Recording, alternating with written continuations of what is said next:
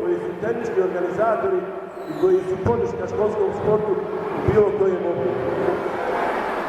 Posebna čast i zadovoljstvo mi je da pozdravim našeg načelnika koji podržava sport u svakom njegovom obliku, a pogotovo naš školski sport, da za sve aktivnosti koje sprovodimo imamo punu podršku načelnika i nadam se da će to u narednom periodu i ostati. Ovom priliku koristim da ga pozovem, da nam se obrati i da otvori ovo takmičenje. Proglasim otvoreno ovo takmičenje.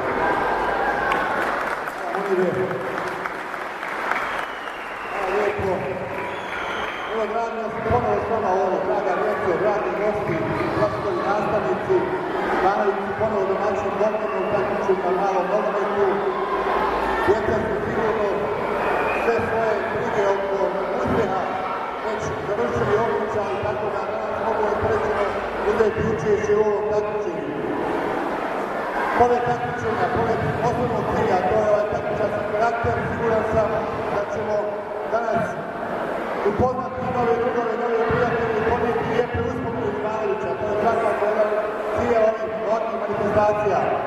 Želim svim takmičarima puno sreće i puno uspjeha i da se osjećaju ugodno u našim lijepim Ivanovićima.